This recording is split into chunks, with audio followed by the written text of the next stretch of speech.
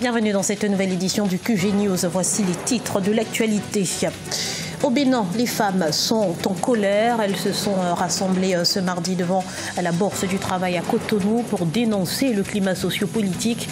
Un rassemblement rapidement dispersé par les forces de l'ordre. L'Afrique centrale peine à se nourrir elle-même. La facture des importations alimentaires est estimée à 3 000 milliards de francs CFA par an. Une situation qui ne devrait toutefois plus durer grâce à la mise en place de nouvelles politiques. Un gros plan dans ce journal. Et puis il n'a que 6 ans et pourtant il fait déjà de l'ombre au grand Didier du moment. Portrait de Didier Arch Junior, un jeune prodige de la scène qui fait danser les foules à travers la nation arc-en-ciel. Au Bénin, des dizaines de femmes se sont donné rendez-vous devant la Bourse du Travail à Cotonou ce mardi. Un rassemblement pour manifester leur colère face à la situation socio-politique du pays. Sous la houlette de l'activiste Thérèse Waunwa, elle décrit la gouvernance du président Patrice Talon et la situation de psychose dans laquelle le pays est plongé en prélude aux élections législatives du 28 avril 2019. Mais leur désir de marcher dans la capitale s'est heurté à un fort dispositif sécuritaire.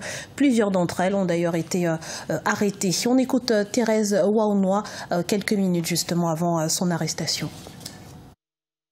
Nous sommes en train de vouloir marcher parce que nous avons faim. Le peuple a faim. Les femmes sont fatiguées. Aujourd'hui, on nous prive des libertés. On prend des lois scélérates contre la jeunesse, contre les pauvres et contre les travailleurs. On en a marre, c'est ça.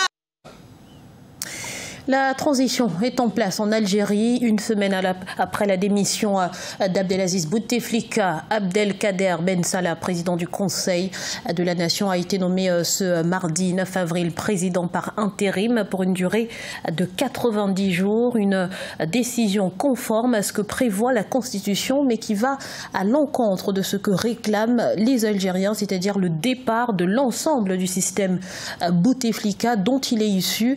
Sa nomination a d'ailleurs été boycottée par les partis d'opposition. Notons que durant cet intérim, une élection présidentielle à laquelle Abdelkader Ben Salah ne pourra être candidat doit être organisée.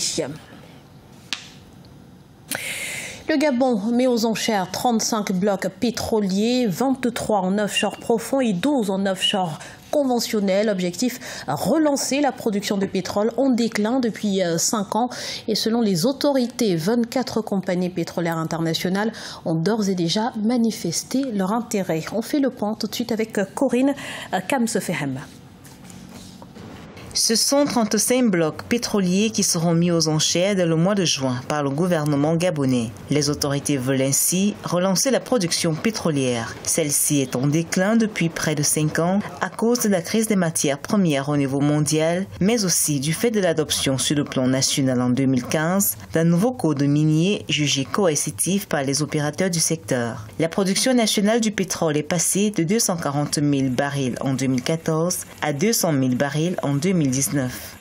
Pour le mois de juin, nous allons lancer un appel d'offres qui va permettre à ces investisseurs de pouvoir venir au Gabon, explorer notre bassin sédimentaire, parce qu'il faut comprendre que sans exploration, il n'y a pas de découverte.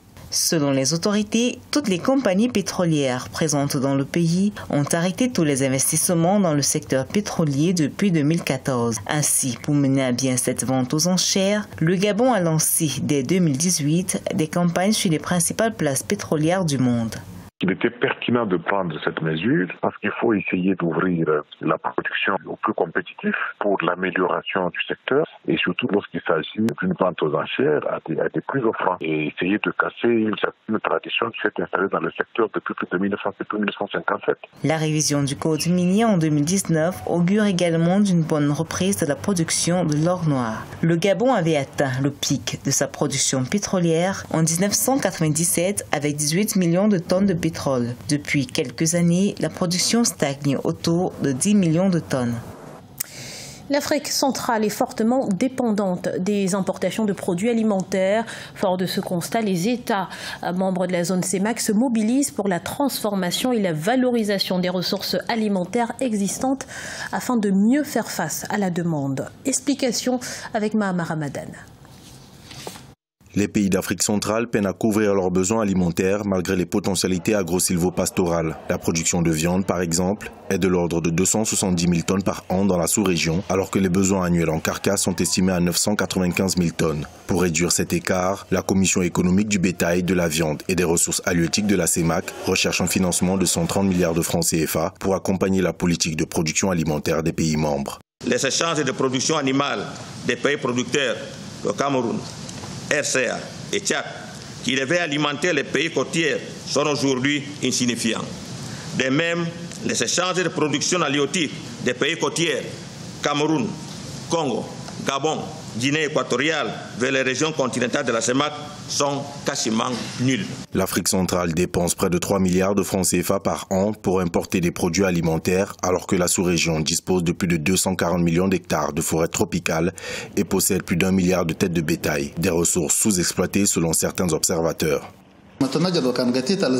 Il faut que les producteurs privilégient l'élevage et l'agriculture intensif pour mieux répondre aux besoins alimentaires croissants sur les marchés. Par exemple, la création des fermes agro-pastorales permettra non seulement de produire plus grâce à la fertilisation des sols par des fumiers des animaux, mais aussi avoir des stocks de foin après les récoltes pour l'alimentation du bétail. Selon la Commission économique du bétail, de la viande et des ressources halieutiques, les échanges des productions animales et halieutiques entre les pays de la CEMAC sont estimés à moins de 10%. L'Afrique de l'Est, en revanche, affiche une santé de fer avec un taux de croissance estimé à 5,7%. Cette sous-région est le principal moteur de la croissance continentale devant l'Afrique du Nord. Alors, quelles sont les recettes de ce succès? Ange Nomenio nous apporte quelques éléments de réponse. L'Afrique orientale est la région la plus performante en matière de croissance sur le continent.